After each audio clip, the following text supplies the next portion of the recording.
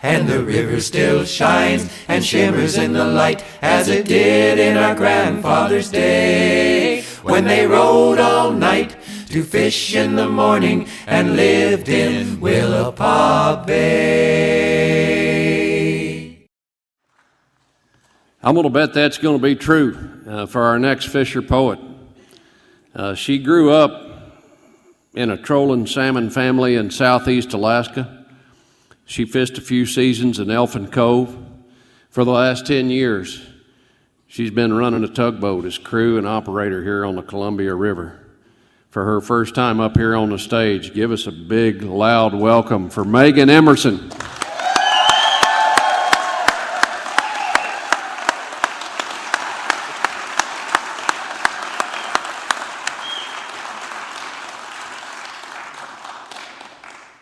Thank you, Ron.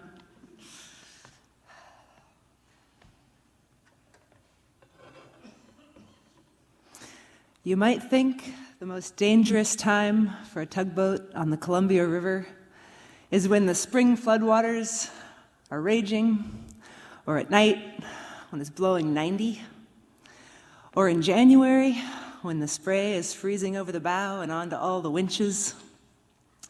But no, it's on a nice Sunday afternoon in August between the I-5 and the I-205 bridges. Because there are 500 drunk people in small watercraft. And they're all joyfully refusing to help me with the chore of not killing them. I'm pushing a block of barges that are 600 feet long by 84 feet wide. And either I have loaded barges, which are 14,000 tons, or I have empty barges, and it's always windy when you have empty barges. So I'm sideways in a dredged channel trying not to go aground. And I know it looks from the outside like we have the whole river, and I'm aiming at some little boat just to be a jerk.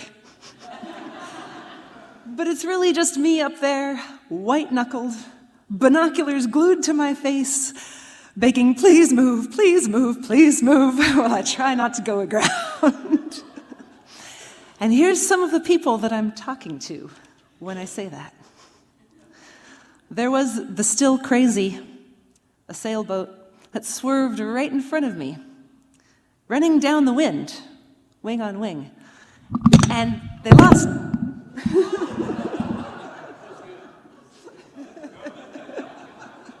Dramatic pause. They lost their wind because I was blocking it with my 30-foot tall barges. So they went dead in the water, and then they couldn't figure out how to turn. And then there was the wakeboarders. They saw a tow the size of several football fields aiming straight for them. So they put the least skilled and the least buoyant and the most inebriated teenager in the water. The dad in the speedboat pulling an inner tube full of small, untethered children, who must have thought it'll be more fun for the kids if we drove over the wake on the bow on both sides.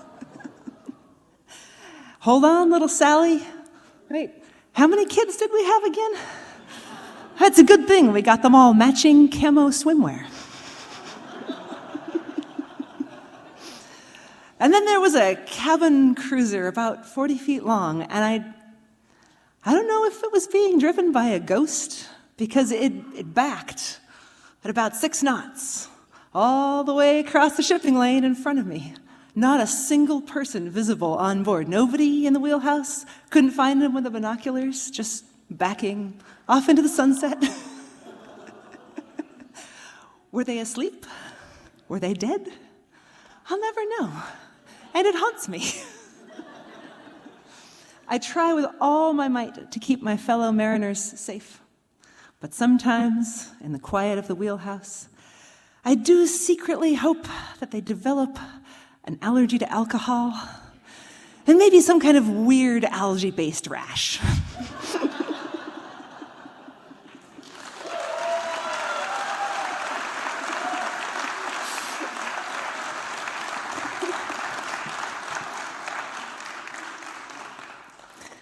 So this poem was written for a dear friend of mine, Mariah Warren, who is emceeing elsewhere tonight.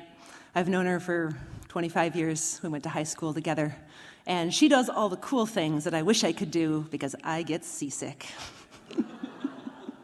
So I wrote this in 2011 as she went off to crew on a Norwegian tall ship, and I was stuck in Portland working a boring desk job. She's flying off to Germany to sail a boat to Spain. She'll soon be hauling on the Vang and reefing in the Main. The North Sea quails before her might, and Amsterdam sheds tears. Huge quantities of rum will not affect the course she steers.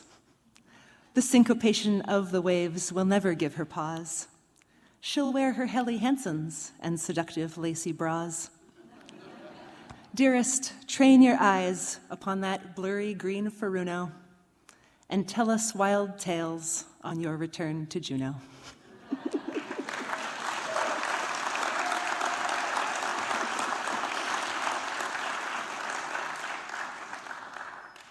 So obviously my current job doesn't have a lot to do with fishing. I do have one recent experience on the river that combined the two in a way that made an impression on me. It's a little risky to tell here because the main subject might be in the audience. So if you recognize yourself, look, I forgot the name of your boat on purpose, and I didn't tell the Coast Guard anything, so we're cool. The only trivia you need to know for this story is that on the VHF radio, channel 13 is ship-to-ship communication. The FCC says that this channel is available to all ships, but it has to be about navigation, and you have to keep your messages brief. So it's a dark night in September. River traffic in the Portland-Vancouver harbor area is brisk. There's also, from 8 p.m. to 6 a.m., a gillnet opener. Now, the local boats are little bow pickers for the most part. Some of those captains have been out there for 40 years. Some of them are brand new. But all of them are trying to make a living on the few salmon that are left to them after the dams and ocean trawling, sport fishermen, sea lions, drought, and a dozen other troubles take their cut. These are commercial boats, but let's say they don't always conform to Coast Guard approved VHF hailing standards. And they're all trying to set and pick their nets in the middle of all of this traffic. When I got up to the wheelhouse at midnight, I could tell that one of the fishermen was having a very bad time. I think it started when a cruise boat ran over his net, and this guy's night just disintegrated from there.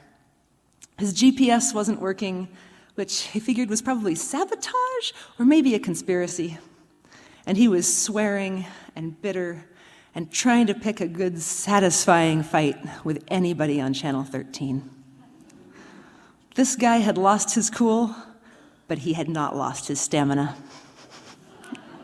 His pauses for breath were short enough that ships couldn't manage to make passing arrangements, and tugboats couldn't call the bridges.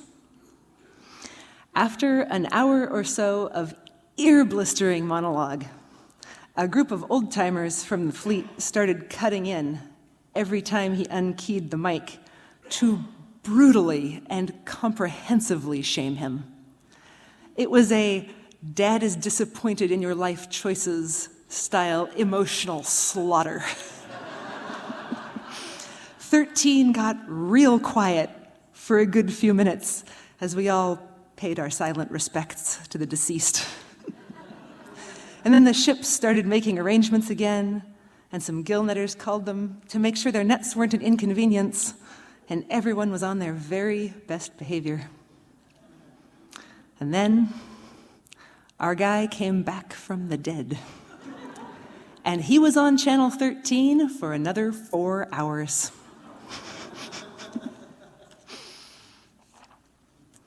He was passionate and eloquent maybe more than a little drunk. He was threatening everyone's wives and mothers, but he was also deeply grieving the lost legacy of salmon on the Columbia River, asking us all what his kids were supposed to do now that the whole thing had been bought up and dredged and poisoned and dammed and monopolized by the shipping industry, and you used to be able to make a living out here. And towards the end of the night, half hoarse, he yelled at his own fleet, almost crying, "And no one comes to the fisheries meetings. They have them 4 times a year, and you a-holes never show up." And man, haven't we all been that guy now and then, in the privacy of our own heads? He was still keeping the mic keyed pretty consistently, but sometimes another mariner would manage to break in and insult him. But they could not compete. Even the tugboat captains were laid low. At one point, he coined the sickest comeback of the night, and maybe of all time, which was, "Yeah? Well, you look like someone who eats tilapia."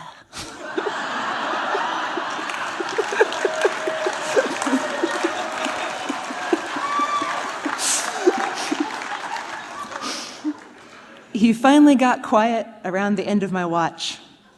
And that morning, as we were tied to the dock, this guy, now fully hoarse and probably hungover, and having somehow eluded 100 enraged mariners, as well as the United States Coast Guard, did a full-blown apology tour of the entire Portland-Vancouver harbor. His little worn-out bow picker pulled up alongside us, and my captain for a minute thought he might get shot. But the guy just rasped, "Hey man, I'm sorry for being an asshole. I was having a real bad time."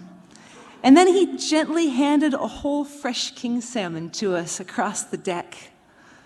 And then he idled off into the sunrise, looking for the next boat.